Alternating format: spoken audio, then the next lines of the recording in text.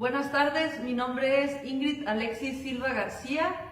Me acompaño de mi compañera Marla Iromi Gómez Valdés y de mi compañero Juan Carlos Vázquez Villalobos. Nosotros somos estudiantes de la carrera de Derecho de la Universidad de Ensenada, Uniens, Campus San Quintín. Estamos cursando el séptimo cuatrimestre. El motivo por el cual estamos haciendo este podcast es para la materia de Derecho Internacional Público respecto al tema de derechos humanos en el orden internacional. Referente al tema que acabo de mencionar, los derechos humanos son más que nada una lucha por la igualdad y la justicia de todos los ciudadanos de cada uno de los países que conforman nuestro mundo. Para iniciar les vamos a hablar sobre la historia de los derechos humanos y cabe mencionar que la historia ha sido una lucha grande de triunfos y también de desventajas, pero esto se ha dado por la constante búsqueda de un mundo equitativo para cada una de las personas que existimos en él. A continuación, mi compañera Marla les hablará a grosso modo sobre la historia y los avances que han tenido los derechos humanos en el orden internacional. Adelante, compañera. Gracias, Alexis. Así es, yo voy a hablarles un poquito acerca de los documentos históricos que han formado parte de los avances en cuanto a derechos humanos. El primero es el cilindro de Ciro, el cual fue básicamente plasmado por el rey persa, que era el que tenía la máxima autoridad en el imperio persa, ¿no? Él básicamente conquistó Babilonia y estableció derechos en cuanto a la liberación de esclavos, a la libertad de elegir la religión y la igualdad racial. Cabe mencionar que dichos derechos fueron plasmados en un cilindro de Ciro tal cual, por eso así se llama. Fíjate que hay algo que me llama la atención aquí, Marla, respecto a lo que yo recuerdo en cuanto a lo que nos han enseñado en la historia, lo poco que he leído o lo que he escuchado. Se me hace esto un dato muy curioso, o desmiénteme tú, que el cilindro de Ciro estaba hecho con barro, o sea, como si fuese un vaso de barro. Así es, de hecho era una figura, ¿no?, de barro, un cilindro en este caso, y alrededor de él se plasmaron los derechos que mencioné ahorita. Entonces llama mucho la atención que en esa época no tenían como tal las herramientas, una computadora, así, pero sí fueron plasmados en barro. Entonces, antes no se tenían las herramientas, pero se buscaba ya incorporar los derechos, ¿no? Fíjate qué interesante esto que comentas de no tener las herramientas. Hoy en día las personas nos hemos hecho muy dependientes de lo que acabas de mencionar, de las herramientas para trabajar. Anteriormente, como lo acabamos de comentar, se hizo en un que ahora podemos utilizar como un vaso para tomar agua de barro. Y que hoy en día no es muy común utilizarlo, pero siguen existiendo. Hoy en día nosotros, si no tenemos un papel o una pluma para escribir, o como dices tú, una computadora, no queremos realizar actividades porque no contamos con las herramientas para hacerlo. Y lo que me llama la atención de esto es que anteriormente, con lo que tuvieras a la mano se luchaba por lo que crees que se merecía, que en tanto al tema que estamos hablando son los derechos humanos para todos los ciudadanos. Así es, ¿no? Y eso nos hace reflexionar acerca de las necesidades que tenían antes, que era tan urgente ya plasmar derechos e irlos creando por las desigualdades que se vivían, ¿no? O sea, era muy injusto en ese aspecto, pero gracias a ello, a los pasos pequeños que se daban, ahora tenemos una estructura más sólida. En cuanto a eso, también tenemos el documento, del rey Juan I de Inglaterra, que era llamado Juan sin tierra. ¿Por qué? Porque sin tierra, y eso me llamó la atención, porque cuando el papá pues heredó, ¿no?, a sus hijos, a él no le tocó nada, a él no le dio nada, por eso se llama Juan sin tierra, por eso se llamó así. Él básicamente luchó por darle a los ciudadanos el derecho de poseer y heredar, y principalmente por darle a las viudas la libertad de decidir de no casarse, ¿no? Al igual que prohibía el soborno y la mal conducta de los funcionarios públicos y eran castigados. Es un aspecto que hasta el día de hoy, en la actualidad, sigue persistiendo, el hecho de que los funcionarios públicos intenten cobrar unos precios muy elevados, ¿no? Acabas de mencionar 3 puntos súper importantes, Marla, que ahorita en la actualidad seguimos luchando por ellos. Primero que nada, me llama la atención que en aquellos tiempos alguien hubiese sido rey sin tener tierras. La persona que no tenía tierras en aquellos tiempos, pues no podía llegar a nada, no podía pensar en tener algo grande. El que no tenía tierras no era una persona con poder, ni era una persona con capacidad para poder llegar a cierto puesto, pudiéramos llamarle así, como ser un rey. Cierto puesto, pudiéramos llamarle así, como ser un rey. No, sí, claro. De hecho, pues desde aquellas épocas, las contribuciones han salido de las tierras, como hoy en día lo conocemos. Tan es así que no se ha acabado. Hasta ahora tenemos que contribuir de alguna manera con la federación, el estado y los municipios con contribuciones que le llaman, y está de hecho estipulado en la Constitución. O sea, es una obligación de nosotros, pero también los funcionarios no pueden exigir, vaya, un costo tan alto, ¿no? Tiene que ser limitado y sancionado en dado caso de, pues, que se eleve. Fíjate, lo que comentas entra aquí, pues como bien cabe perfectamente en el tema que tenemos correspondiente a la materia.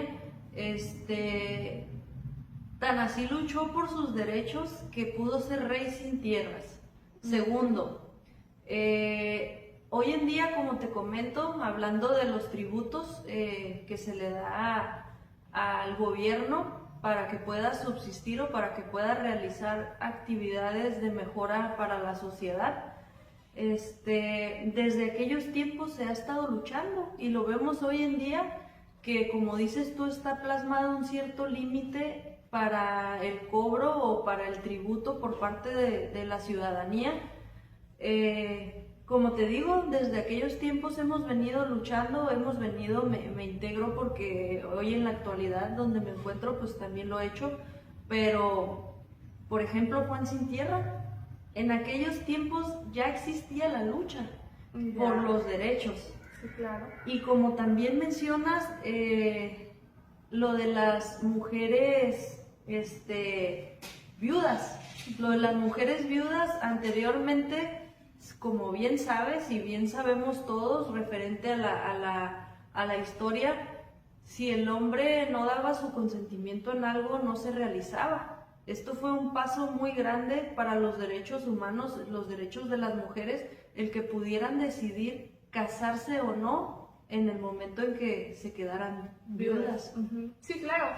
Y de hecho, pues fíjate, desde ese entonces se ha luchado mucho por la cuestión de que las mujeres podamos decidir libremente lo que deseamos hacer, ¿no? Cabe mencionar que pues ahorita se dice que las mujeres somos iguales que los hombres en cuestiones de derechos. Yo tengo una postura muy interesante que es que nunca vamos a ser iguales totalmente, porque por ejemplo genéticamente nunca nos vamos a comparar. Pero sí, es muy interesante y muy bueno que ahora, por ejemplo, nosotros podamos votar, podamos decidir qué queramos hacer con nuestro cuerpo, con cada acto que deseemos realizar, y ya no somos obligadas tal cual como antes. Antes ni derecho a votar tenían, ni derecho a opinar en su matrimonio. Era el hombre el que decía qué se iba a hacer y qué no se iba a hacer. Entonces, sí, en ese aspecto sí tenemos un gran avance y la verdad, pues está súper bien porque Imagínate si todavía siguiéramos con las costumbres de antes, ¿no? Y las prohibiciones que antes tenían las mujeres, súper grave. Así es, gravísimo. Y gracias a estos pequeños pasos que dieron en la historia, ahorita tenemos libertades. Y no libertades, sino derechos que nos corresponden. Y están súper protegidos, ¿no? Están avalados. También existió pues una tercera manifestación, que fue la de la petición de derecho que hizo Carlos I, en donde se peleaba se estaba en contra de las arrestaciones forzosas. En esta petición se establecen 4 principios muy interesantes. Por ejemplo, el primero es que no se pueden recaudar ningún impuesto sin el consentimiento del Parlamento. O sea, no se podía recaudar nada sin que el Parlamento dijera que se autorizara, ¿no? Eran muy estrictos en eso. También no se podía encarcelar a ningún, por ejemplo, soldado con algún ciudadano. Tenían que estar separados. En cuanto a los cuarteles, igual los soldados tenían que estar en su área y los ciudadanos en otro, y hasta ahorita así se sigue viendo, ¿no? Los cuarteles acá tenemos pues se podría decir, sus instalaciones, que solo están los soldados, los militares, y los ciudadanos pues viven aparte, no se mezclan, se sigue permaneciendo ese límite tal cual, no se podía usar la ley marcial en tiempos de paz. Fíjate qué interesante todo esto. Como te comento, hoy en la actualidad seguimos luchando por estos 4 principios fundamentales de los cuales se luchó hace pues cientos de años, ¿no? Donde comentas que no se podría recaudar ningún impuesto sin el consentimiento del Parlamento, pues es lo mismo que se lleva a cabo hoy, las votaciones por parte de los diputados o del Poder Legislativo para poder realizar esto, para que no solamente con la idea de una persona se lleven a cabo las acciones, sino que se someta a revisión de los diferentes entes o personalidades que llevan a cabo la legislación, ¿no? Que procuran la legislación justa para nuestro país o nuestro estado. Otro punto del que comentas que no se podía encarcelar a los súbditos sin causa probada, lo mismo que estamos llevando a cabo ahorita en la actualidad, referente a que si no existe duda razonable de que la persona haya realizado el delito, pues se queda. Pero si existe la posibilidad de que no sea el culpable o la persona que realizó el acto ilícito, pues sale libre. Sí, claro, sin duda. En cuanto a eso sí tenemos un gran avance que sí lo aplaudo realmente, porque ahorita no puedes ir por la calle y si eres un policía no puedes detener a nadie nada más porque se te antojó. En dado caso, si lo detienes, tienen un cierto límite de horas para liberarlo si no se reúnen las pruebas pertinentes. Entonces, en cuanto a derechos, en ese sentido penal, pues sí, los delincuentes, la verdad, ya tienen derechos, ya se vale, ¿no? Es bueno y malo, ¿por qué?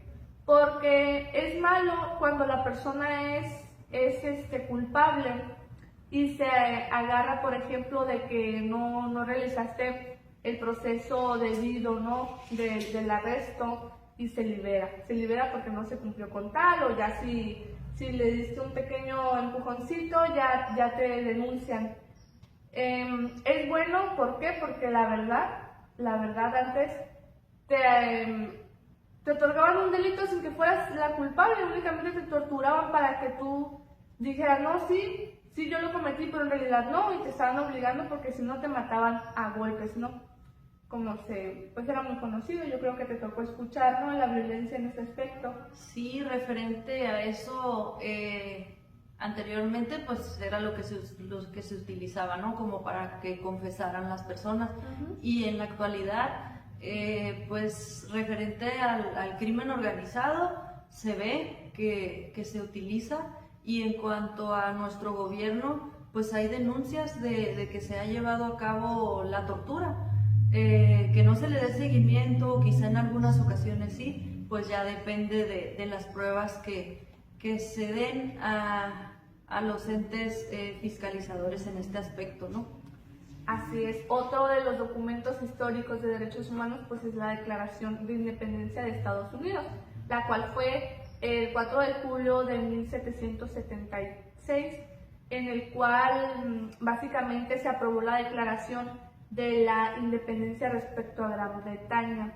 Los derechos en los que hacía énfasis este documento pues es el derecho individual y el derecho a la revolución. Otro es la quinta manifestación, la cual pues básicamente se contempla los derechos básicos de los ciudadanos, pero en la Constitución de los Estados Unidos de América. La sexta manifestación es la Carta de Derechos que surgió en Francia. Básicamente es la Declaración de los Derechos del Hombre y del Ciudadano. Protege los derechos de los ciudadanos, por ejemplo, que habitan y viven pues dentro del país. Te quiero mencionar, ¿has escuchado del primer convenio de Ginebra? Sí, lo que recuerdo y se me viene a la mente sobre este convenio es que su punto principal era la atención de los soldados que existiesen en otro país, como ejemplo la guerra, ¿no? Si estuviese Estados Unidos en México, en el país de México y estuviera por motivo de guerra, el punto de este convenio era que se tratara a los pues heridos o a las personas que tuvieran necesidad de atención médica o de enfermería, igual que a las personas que son residentes del país. Sí, claro. En este convenio, te comento, en el convenio de Ginebra se promueve mucho brindar salud a los soldados heridos, ¿no? Y promover la paz mundial. Como lo comentas, todos los soldados que participen en guerras tienen derecho a ser atendidos independientemente del país donde provengan.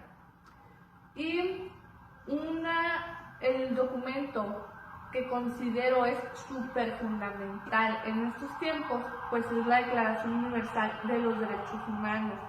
Se redactó pues en el año 1948 y contiene 30 artículos, en el cual se promueven los derechos inherentes, que son inherentes a todos los seres humanos, es decir, nadie te los puede quitar, ya los tienes por el simple hecho de existir.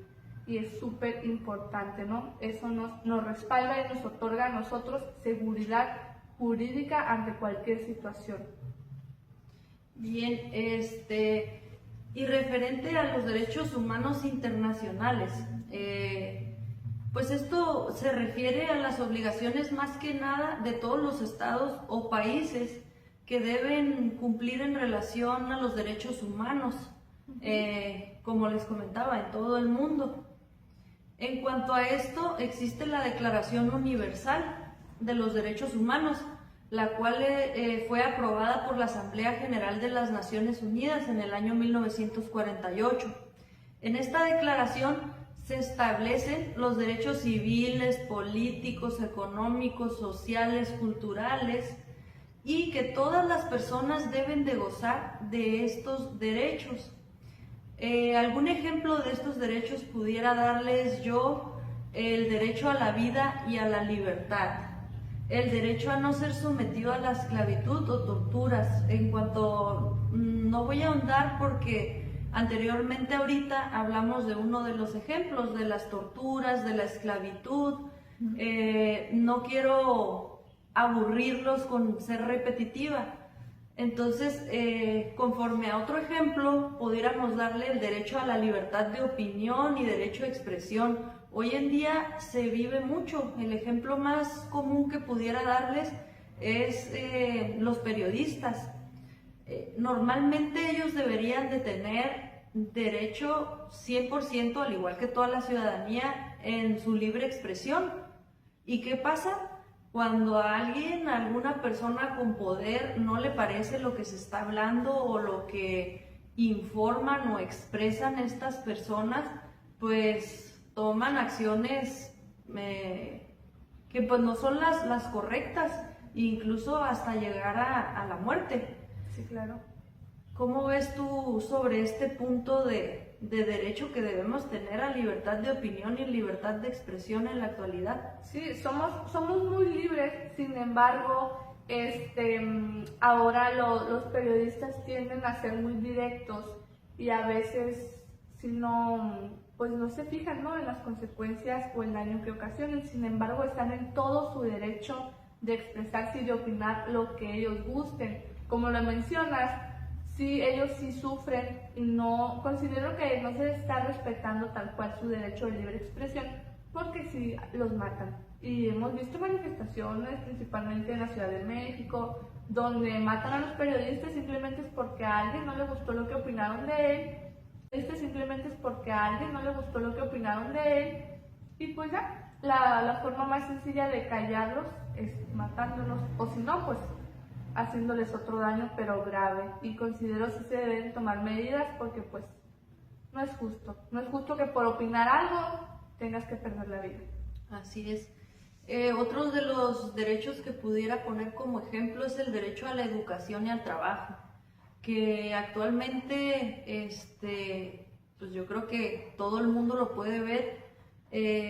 Hay muchas personas que no pueden estudiar, no tienen el derecho a la educación, y lo más lamentable es que no es por decisión propia, de que ya decides, ¿sabes qué? Quiero empezar a generar, ya no quiero seguir estudiando la preparatoria, la universidad. Es muy diferente cuando es una decisión propia a cuando no tienes el derecho, porque hay niños que deberían de estar en la primaria y no lo están en las calles pidiendo limosna, los mandan a trabajar cuando no son explotados de una u otra forma. Entonces aquí yo creo que se ha luchado mucho por estos derechos, pero realmente no se ha hecho mucho, hay mucho que hacer todavía, y referente al trabajo igual.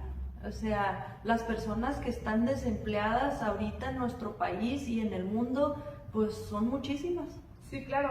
En cuestión de educación, sí hay todavía comunidades en las cuales no se cuenta con escuela, no se cuenta con maestros, o está la escuela pero no tienen al maestro, entonces falta ingresar recursos hacia eso, ¿no? Hacia que los niños puedan tener una educación, o vaya, hay algunos jóvenes que ya no continúan sus estudios de preparatoria o universidad por falta de recursos. No obstante, cabe mencionar que ahora sí se les otorgan becas, pero no les llegan a todos. No les llegan a todos porque hay personas, nada más te dan la beca muchas veces si estudias en una, por ejemplo, un ejemplo muy práctico, universidad pública, ¿no? Si estudias en universidad privada, no te llega. Entonces, muchas veces uno escoge universidades privadas porque tiene que trabajar y son las que ofrecen, por ejemplo, la modalidad sabatina. Entonces, ocupas el recurso, pero no te lo dan. Considero que sí deberían de analizar muy bien esa situación y ser equitativos hasta obtener la educación que nos merecemos. Así es. Bueno, y referente a los estados que integran los tratados internacionales de derechos humanos, deben de comprometerse a respetar, a proteger y a realizar actividades que hagan que se cumplan los derechos humanos. ¿Y para qué? Para esto, estos estados deben adoptar leyes y medidas internas, pero más que nada que sean compatibles con las obligaciones de cada uno de los tratados a los que ellos se agregan. Referente al orden de los derechos internacionales, quisiera comentarles que a criterio propio se encuentran los derechos civiles y políticos. Referente a esto, pues los derechos a la vida, a la libertad, a la vida privada. Otro de los derechos que pudiera comentarles es el derecho económico, a los sociales y a los culturales, el derecho a la seguridad social, a la salud y a una vivienda adecuada. Conforme a lo que hemos estado comentando aquí en esta charla, pues la mayoría de lo que les acabo de decir no se cumple en su totalidad. Pudiéramos hablar de porcentajes, si de un 100% se ha de cumplir, yo creo un 30%. Así es. Por ejemplo, en el aspecto de salud nos falta tener la tecnología, por ejemplo, y el servicio que se tiene en Estados Unidos. En México sí tenemos un rezago muy alto en eso. En algunas comunidades ni siquiera brindan atención médica, siendo que es un derecho. Entonces, en cuanto a las viviendas dignas, cabe mencionar, San Quintín es un municipio, vaya ahora, ¿no? Actualmente, en el cual habitan muchas personas que vienen desde Chiapas, Oaxaca. Y es muy característico porque pues llegan aquí básicamente sin nada. Llegan ellos a trabajar porque se supone que aquí ganan mejor que en su estado y no cuentan con una vivienda digna. Entonces considero que al momento de ellos ya llegar aquí tienen derecho a obtener el apoyo para que se les brinde, ¿no? Todo, principalmente las viviendas, porque tienen un número alto de hijos y son personas que tienen que pues buscar que se cumpla. Así es. Bueno, compañera, fíjate que hemos estado platicando y nos hemos estado extendiendo en el tema, ya que es un tema bastante extenso, muy amplio, pero no le hemos dado la oportunidad a nuestro compañero Juan Carlos de poder hacer sus comentarios, de decirnos su opinión. Así que pues hay que darle oportunidad. Somos muy platicadoras tú y yo y nos interesa mucho el tema, pero vamos dejando que nuestro compañero comente su opinión sobre el tema y nos hable sobre su conocimiento referente a este. Adelante, compañero Villalobos. ¿Qué tal? Buenas tardes, gracias por la presentación. Sí, hablar de derechos humanos es un tema súper amplio, es un tema muy controversial para algunas personas que aún no están de acuerdo, ¿verdad?, en este tipo de acciones o de derechos que tenemos los seres humanos. Como bien lo dice en la cuestión del tema de Juan Sin Tierra, que llegó a ser rey, bueno, ahí podemos hablar de muchas cuestiones, ¿no? De la desigualdad, de la preferencia que viene en esos tiempos también. Entonces, como bien lo menciona la compañera Marla, hasta la fecha seguimos pagando un tributo. De una u otra manera considero que los impuestos podrían ser la parte equitativa de un tributo en la antigüedad, ¿no? Así como eran los tequios. En cuanto al tema que también mencionan ustedes dos, el derecho de las mujeres, no tenían derecho a votar, a opinar. Ahí se viene el tema que es muy, muy fuerte, el tema del patriarcado en aquellos tiempos. Por supuesto, no había un derecho tal o una ley que protegiera a la mujer. La mujer era totalmente dada a lo que el hombre decía, es lo que se hacía, ¿no? Entonces, por eso se vienen también los movimientos del feminismo, la lucha de igualdad de género y todo lo que estamos viviendo actualmente, que pues ya llegó a trascender fronteras. Es un tema que, aunque no estemos muy dados o muy por llamarlo de alguna manera, muy dispuestos a tocarlo, es muy necesario, por supuesto, mantener ese tipo de cuestiones, de mantener ese tipo de reglamentaciones en los derechos de las mujeres, en los derechos de igualdad de hombre-mujer, pues si se tiene que mantener siempre a flor de piel. También los temas de las personas de la vida castrense, ¿no? En cuestión de los militares, antes eran ejércitos que tenían que dar la vida por el rey, dar la vida por el líder de ese reino, de ese imperio, y pues eran unas condiciones totalmente pero muy inhumanas. Ahora actualmente pues tanto el trato de los militares, lo podemos ver aquí en México, ya gozan de mejores instalaciones, de mejores condiciones de vida. Anteriormente, meramente, como dice el dicho muy burdo, lo mandaban a la guerra sin fusil, ¿no? Entonces es muy reconfortante saber que las cosas cambian y cambian para bien. Incluso anteriormente, pues hablando con las personas de la milicia, la mayoría no contaba con educación y era una tablita de salvación brincar a la milicia para poder tener un ingreso y poder tener el sustento familiar, ¿no? Ya conforme pasan los tiempos, como pasan las décadas, se da el derecho a la educación, es un derecho totalmente necesario para que las personas puedan acceder y tener la libertad de estudiar, y se hace un derecho que ahora es un derecho prácticamente universal. Tanto así que aquí en México pues actualmente contamos con la nueva escuela mexicana, que es un formato muy ambicioso. Esperemos que exista la fuerza, que exista el recurso, como lo mencionaba Marla, que exista el recurso para que todo eso llegue y llegue para bien, por supuesto, ¿no? Porque que la escuela mexicana continúe creciendo, que esos proyectos o esas ambiciones que tienen nuestros funcionarios pues se puedan consolidar a futuro en hechos, vaya. En cuanto a los derechos humanos, a manera internacional hay un tema muy, muy importante y lo tenemos muy latente todavía. Es un tema que sucede en El Salvador, no somos ajenos a ello, somos países casi vecinos. Cuando el presidente de El Salvador, Nayib Bukele, pues le declara la guerra totalmente, ¿no? a la cuestión de las pandillas, de esa inseguridad que existía en este país de Centroamérica, El Salvador. Es un tema que muchos lo pueden llamar excesivo, muchos lo pueden llamar asertivo, pero a fin de cuentas es un tema que va a trascender fronteras y ya pasó a la historia, porque así es como lo actuó el presidente de El Salvador, Nayib Bukele. Entonces considero que este tema es importante tocarlo, porque maneja principalmente la cuestión del derecho internacional, por tratarse de una soberanía de un país.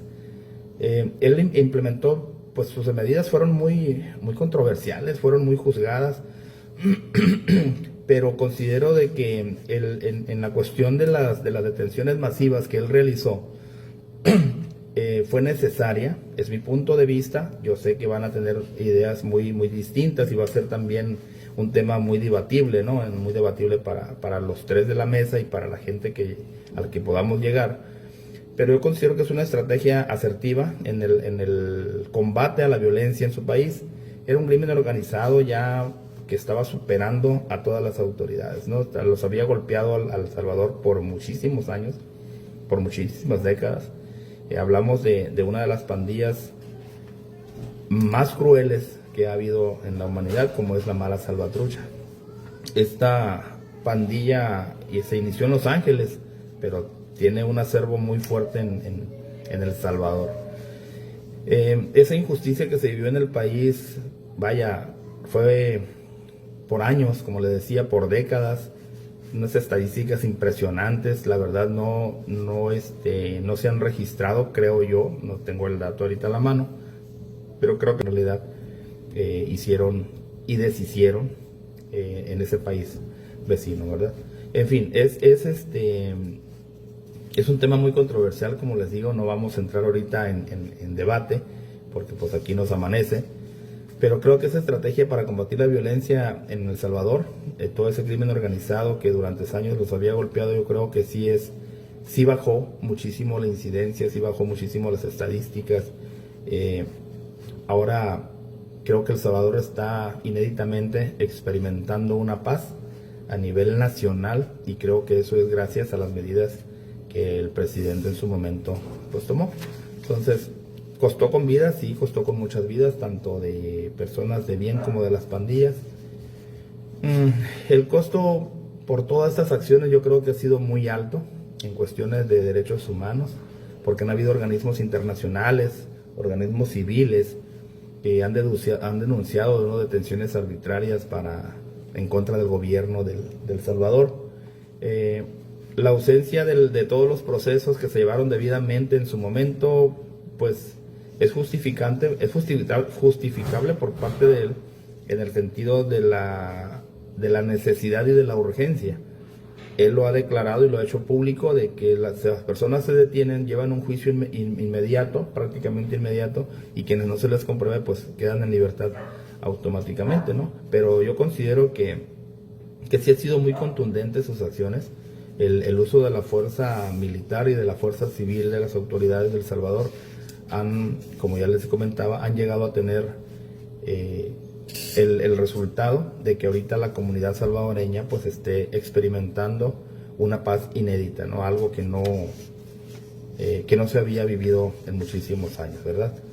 En la cuestión de estas acciones que tomó el presidente de El Salvador, yo considero de que venía ya algunos temas, los traía en mente desde antes de ser presidente por la cuestión de los activistas o luchadores de los derechos humanos, ¿no? Y podemos hablar de muchos en general, pero alguien que sí está muy relacionado en Centroamérica y alguien que sí está a nivel nacional reconocida las acciones, es precisamente de alguien que llevaron en su momento, la nieta Maya. Esta persona es una mujer, como hablábamos al principio, ¿verdad? Aunando ahí al comentario de Marla y de Alexis, una mujer, después de que ya se obtuvieron los derechos, ella alza la voz y va con todo a pelear por los derechos humanos. Esta mujer es Rigoberta Menchú, es una persona que gana el Premio Nobel de la Paz y también aparece en los récords Guinness. Es una persona que ha hecho un trabajo increíble, que hizo un trabajo increíble y por algo se ganó esos galardones, ¿no? Y podemos hablar de muchísimos más personas activistas y luchadores de los derechos humanos. Tenemos, por ejemplo, a Nelson Mandela.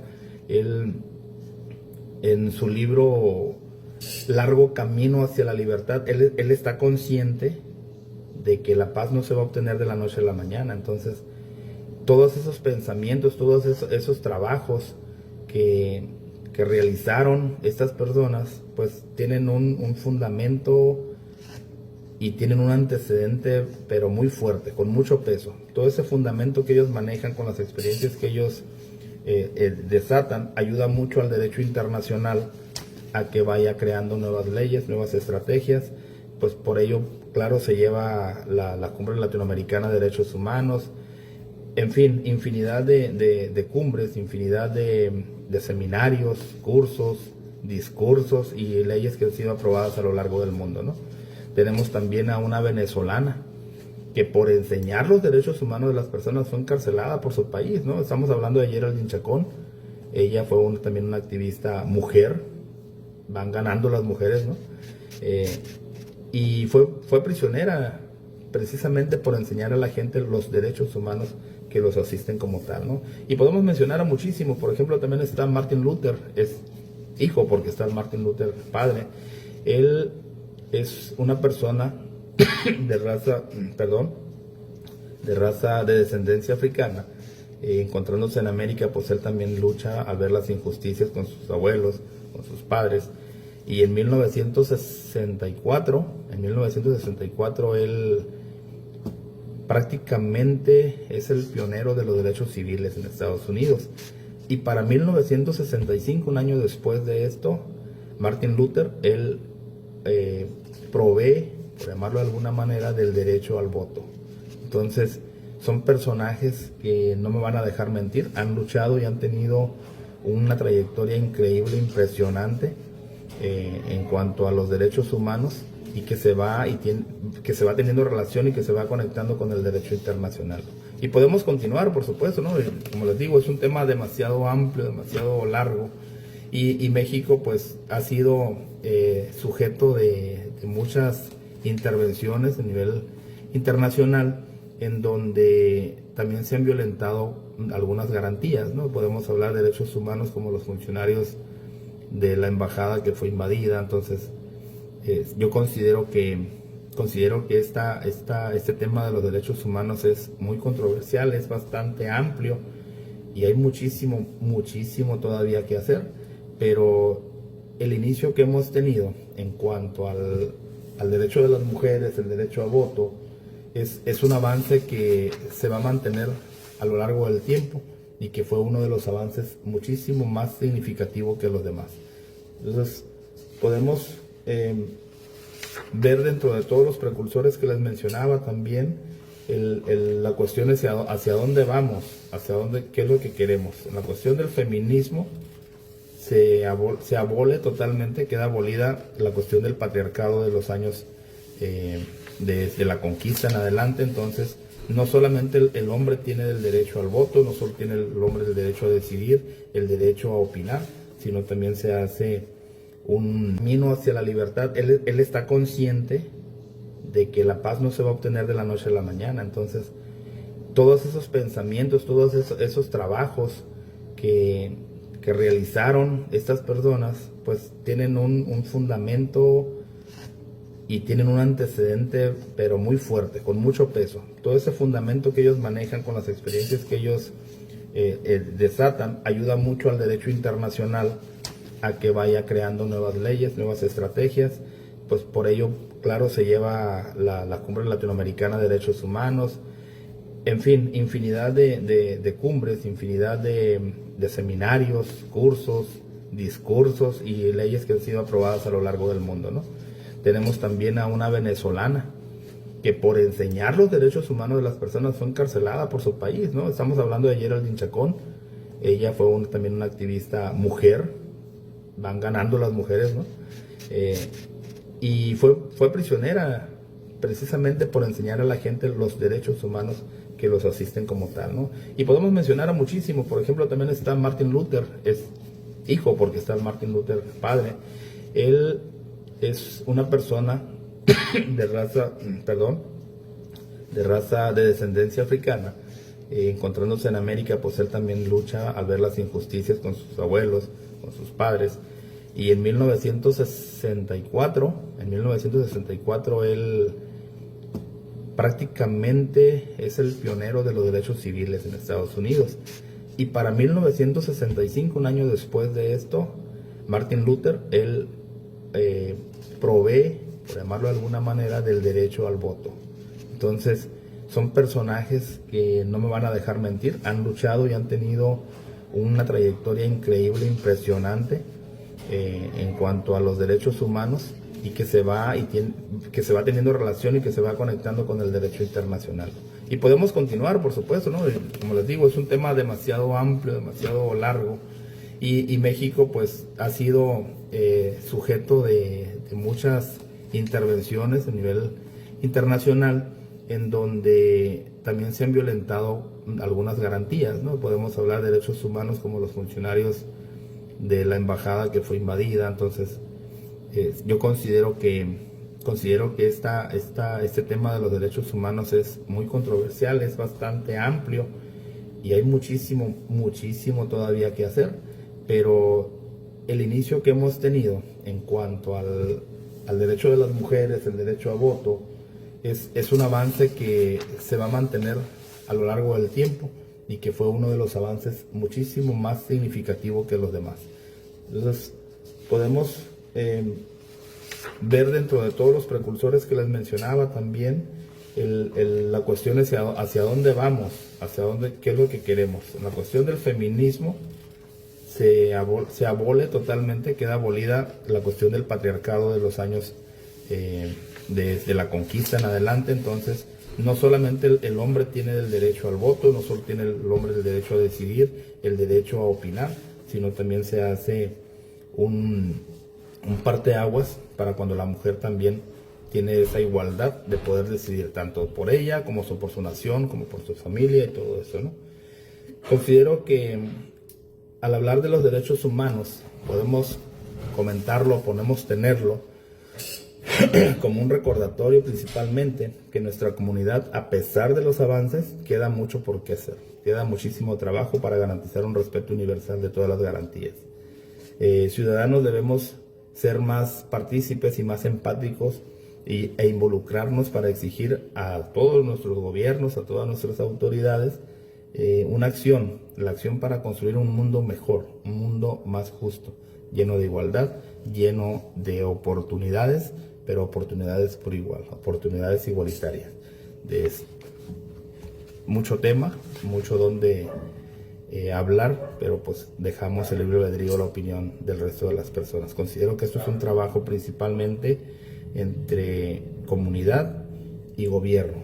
Debemos ser partícipes y obviamente el gobierno hacerlo público y expandirlo hacia la parte internacional. Por eso existen los organismos, por eso existen todo ese tipo de asociaciones y de organizaciones internacionales que pueden hacer llegar los logros de un país a otro y que se vaya multiplicando esta diversidad de oportunidades. Gracias.